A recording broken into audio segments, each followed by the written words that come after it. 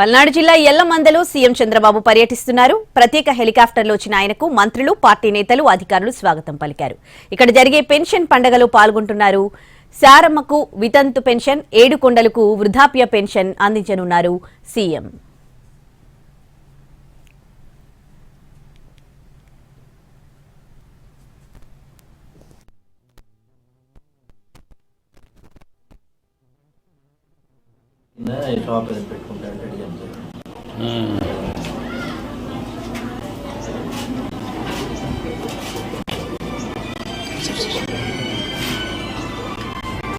పొలం పనికి వెళ్తున్నామ్మా.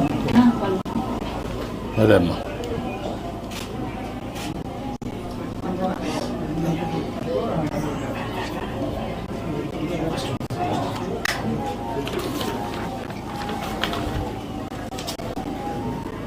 ఇంకేంటమ్మా, ఏంటి ఎట్టున్నారు?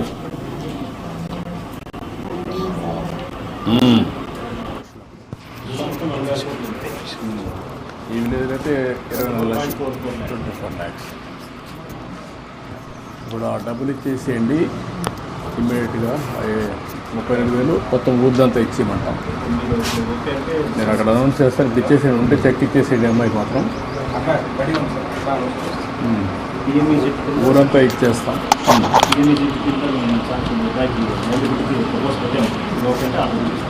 ఏం ప్రపోజల్ పెట్టారు? 3 lakhs లోన్ ఇస్తారు. దాంట్లో 1,05,000 సబ్సిడీ. టెలిఫోన్ షాప్ పెట్టుకుంటావా? నమ్మకమేనా? ఎక్స్పీరియన్స్ రిపేర్ చేస్తాను బాగా, సేల్స్ కానీ చేస్తాను. 3 years నుంచి ఎక్స్పీరియన్స్. రిపేర్ కానీ కాంబినేషన్ అది కూడా చాలా వచ్చు. దానికి పని చేసుకుంటే సబ్సిడీ. షాప్ ఎక్కడ పెట్టుకుంటావు? ఇదైతే మనకి దారం బాగా పెట్టుకోలేదు. పల్లెటూరు అయితే ఇదిగో పల్లెటూరు అయితే ఎంత దూరం ఎక్కడ నచ్చలా పెట్టుకుంటావు? 2 కిలోమీటర్లు, 4 kilometers, 4 కిలోమీటర్లు. నువ్వేంటమ్మా, ఏం చదువుకుంటావు? నువ్వు డాక్టర్ చేయాలనా? ఏమ్మా తీసుకున్నావా? ఎక్కడ?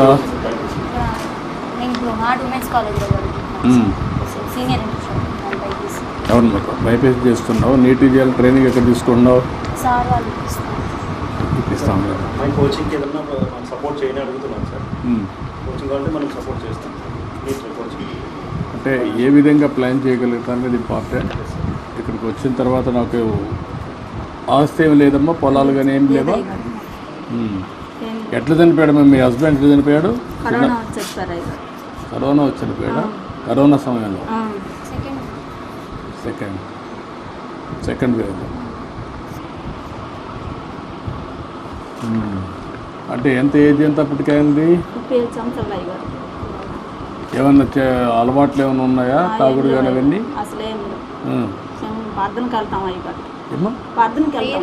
ప్రేయర్కి వెళ్తాను.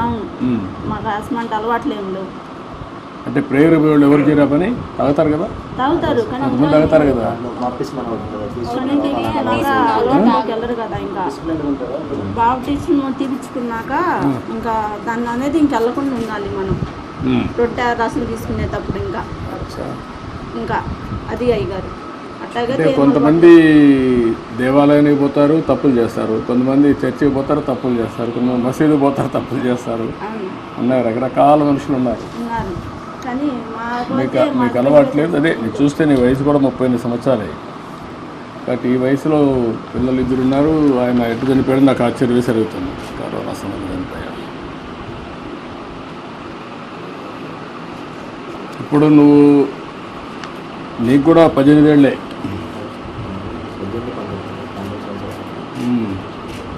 నువ్వు కూడా స్కూల్ నిలిపేసావు. తర్వాత అమ్మ అంటే ఇంకా అమ్మ ఒకటే కష్టపడలేదు అని చెప్పేసి వర్షాపేటలో వచ్చిన వరకు తీసుకుని రావచ్చు.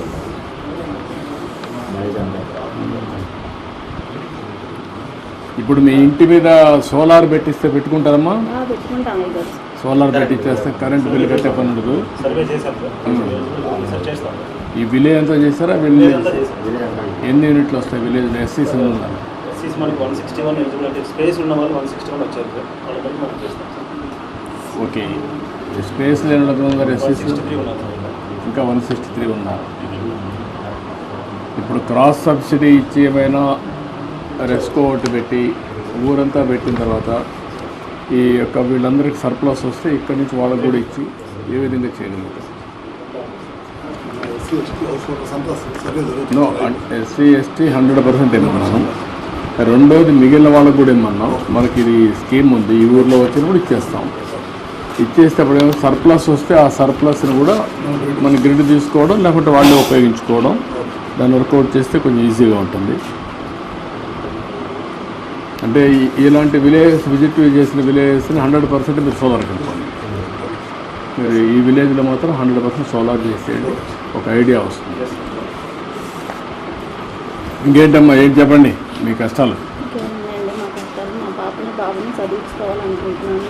ముఖ్యంగా వాళ్ళ కోసమే నేను ఇంత ప్రయాసపడుతున్నాను. నా బిడ్డల కోసమే, ముఖ్యంగా నా బిడ్డలు చదివించుకోవడం కోసం.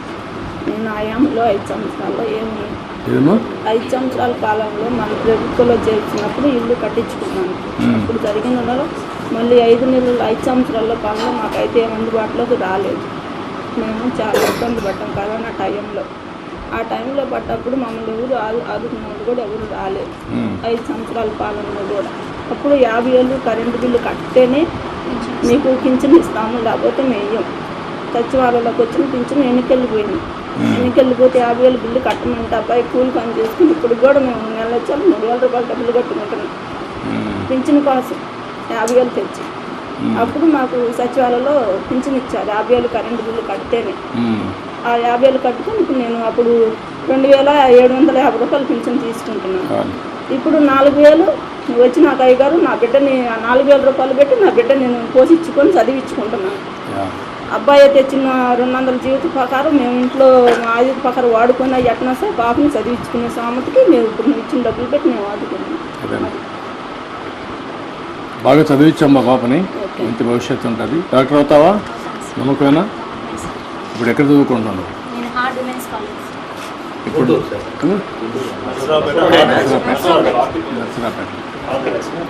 మంచి కాలేజ్ అనేది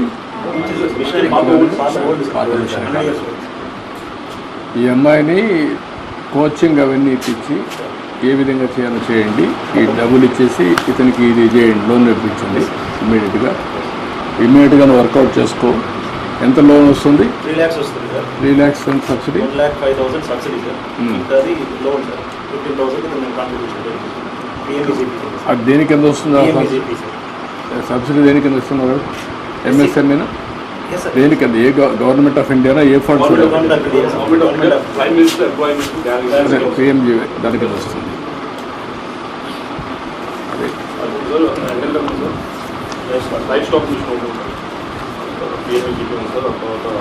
ఉన్నాయి. మన కార్పొరేషన్లో కూడా లింక్ చేసామా లేదా?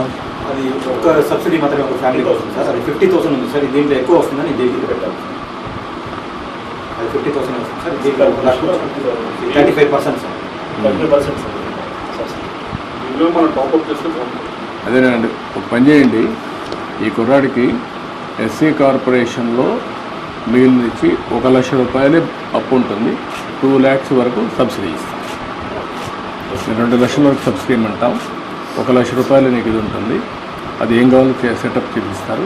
నువ్వు వర్కౌట్ చేసుకొని ఇచ్చి ఈ అమ్మాయిని కూడా నీట్కి ట్రైనింగ్ పంపించు. నువ్వు కూడా టైం ఉన్నప్పుడు చదువుకోకూడదు.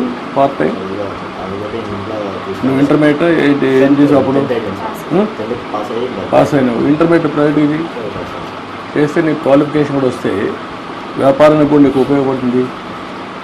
ఇంటర్మీడియట్ పాస్ అయ్యావు అనుకో, దెన్ డిగ్రీకి వెళ్ళు. కొద్దిగా టైం స్పెండ్ చేయి. నువ్వు పాలిటెక్నిక్ అదే పాలిటెక్నిక్ చేయించు, నీకు ఐడియా వస్తుంది. చాలా ఉద్యోగాలు వస్తాయి. రెండోది వచ్చి నీకు వ్యాపారం కూడా కంట్రోల్ వస్తుంది.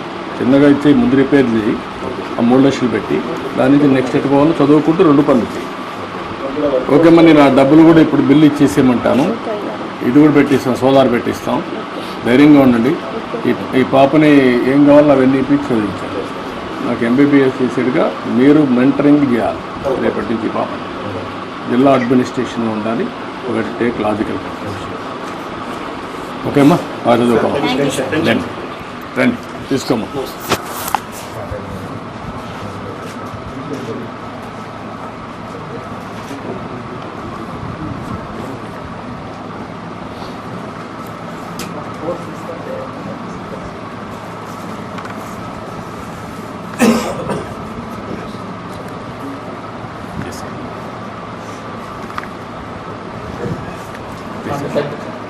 రామ్ అటు ఇట్లా లేమ్మా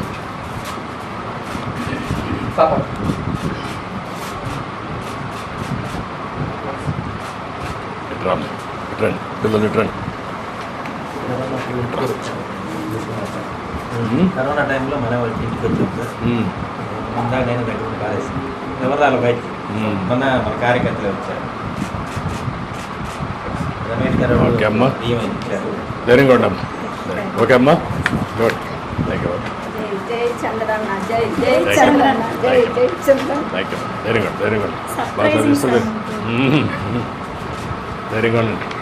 మీకు మళ్ళా కేటగరైజేషన్ వస్తున్నాం. ఇప్పుడు మాలా మదిలో కూడా కేటగరైజేషన్ తీసుకొస్తాం. దాంట్లో కూడా నీకు బెనిఫిట్ వస్తుంది. బాగా చదువుకో పైకి వస్తుంది. నువ్వు బాగా తెలివిగా ఉన్నావు. ఇంకా బాగా చదువుకోవాలి, కష్టపడాలి. ఇప్పుడు కష్టపడితే జీవితాంతం సుఖపడతావు. కష్టపడతావా? నమ్మకమేనా? ఏంటంటే నువ్వు సెట్ అవుతావా? ఇప్పుడు ఇది ఇచ్చినాక నువ్వు బాగా సెట్ అయ్యి మీ అమ్మను సరిగా చూసుకొని పాపను బాగా చదివించి మీ చెల్లెల్ని చేస్తావా? ఓకే. నేను డెవలప్ చేస్తాను.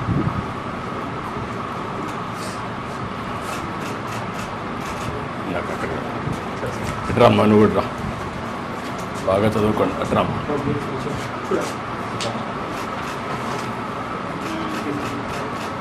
ఓకే అమ్మా. గుడ్. ఓకే అమ్మా. థ్యాంక్ యూ అమ్మా. థ్యాంక్ యూ అమ్మా.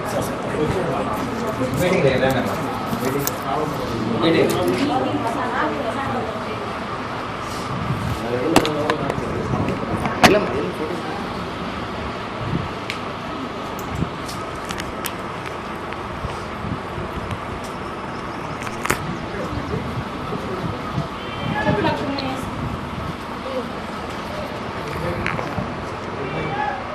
ఒకటే వైపు